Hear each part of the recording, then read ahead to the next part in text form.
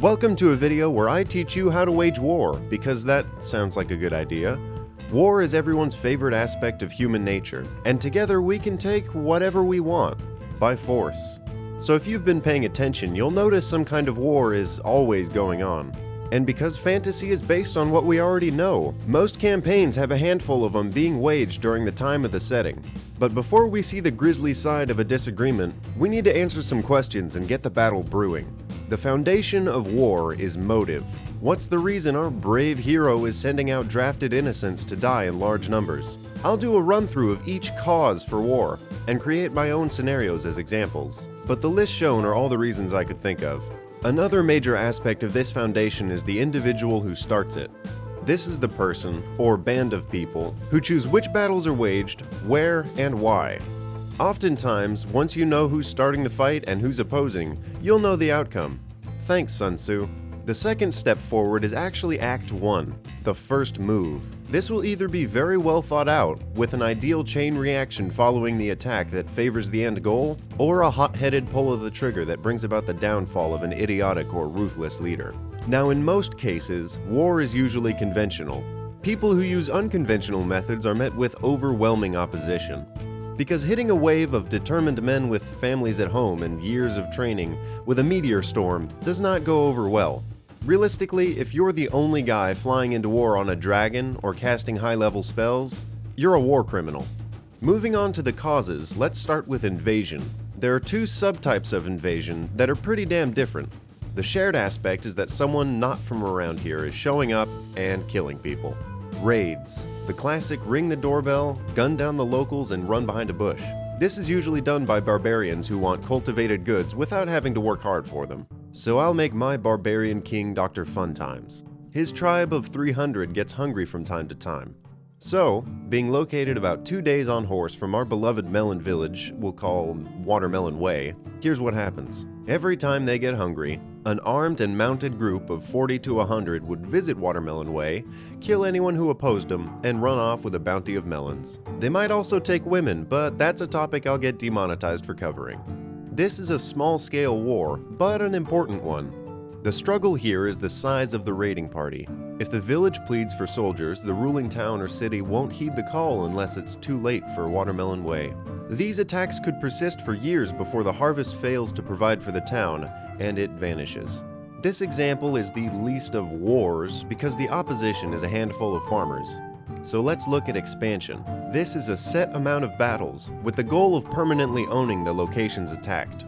Usually, this happens in much larger scales than raids, and takes place between kingdoms or nations. Because of the size, it's likely going to be the act of a council, as opposed to individuals. Let's name the attacking nation Rome, Spain, and make the target the Kingdom of Freegold. I'll find a fantasy map someone else made and use it as an example. The plan is for Rome, Spain to take the capital city of Freegold, which we'll call Gemstone City. The motive here, if you haven't already guessed it, is to take their main export: bananas. So if I scatter a few towns and villages about, Rome, Spain will have to pave a road to Gemstone City and seize each territory along the way. Battles will only take place at the actual locations, or just outside. It's at this exact moment I'm realizing how long this video is actually going to be. Once the invasion begins, word will spread across Freegold and they'll have to set up some defenses. This makes each successive attack harder for Rome, Spain, and a strategic war of attrition will determine the victor. If Rome, Spain loses a mass of their army, the expansion can fail and Freegold might be able to return fire with enough force to exterminate or take over Rome, Spain. Otherwise, Rome, Spain gets their bananas, and we wait for a revolution down the line. Oh look, civil wars. This is a broad category, and I put 3 reasons why this can happen. A civil war is any series of battles that takes place inside the same nation or kingdom. Let's look at rebellions first, but change up our story. To explain, a rebellion is an armed resistance against the establishment for one reason or another. Let's pull a hypothetical from thin air and make the reason for a rebellion be, I don't know, an elected official, who no one elected, has declared national emergency in order to build some sort of giant structure, and people aren't happy about it. Something weird that would never happen. Let's call this hypothetical person Dingleflump. So locals from several settlements in this nation will band together and pretty much do anything. Rebellions can vary widely because their goal is simply to disobey or reshape authority. Some may go about it peacefully with protests, while others sabotage structures or incite random warfare to get the authorities' attention. These guerrilla wars can be very dangerous and cause the loss of civilian lives. Or they can be directed with a more clear-cut intention or statement to make. A few things can happen as a result of rebellions. The rebels are wiped out, and the authority sets up internal defenses to avoid another rebellion. The ruler changes its authority to meet the rebels' demands. The ruler is destroyed, and a new government or leader replaces it. This outcome, known as a revolution, can actually lead to another type of war, a war of succession. To reshape our story again, let's say King Deadman has been assassinated. King Deadman, in his long and fertile reign, has a firstborn daughter and 2 sons a little younger. His daughter, in the kingdom of sample text, should be the heir. However, his 2 sons feel differently, so they fight. The endgame for this battle is likely to either kill the other heirs, or to kill enough of their soldiers so they can't tell you no. These civil wars are supposed to be more organized and respectful, waged in open fields until someone yields. But if you've watched Game of Thrones, yeah. Oftentimes, allies of the heirs, such as factions or other kingdoms, will intervene and cause a big-ass war with dragons and icy dead people.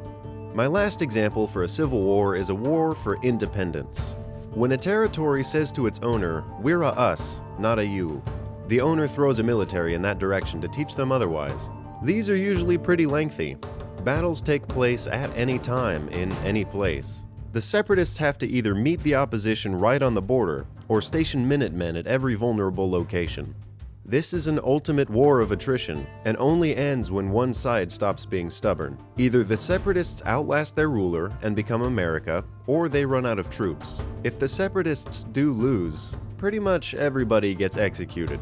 Now let's take a look at what isn't exactly a type of war, but a relatively common cause: religion.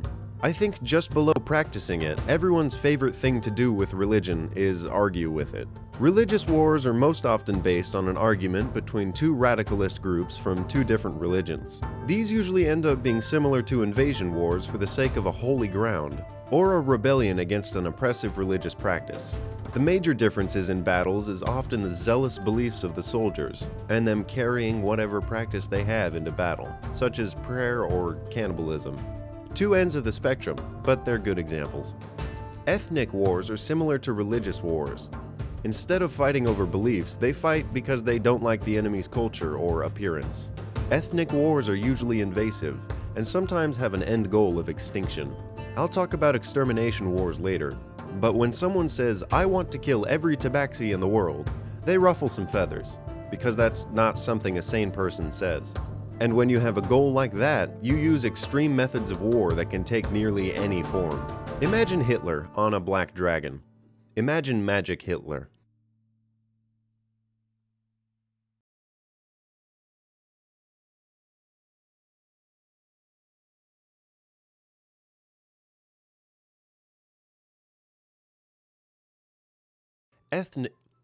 Ethnic wars.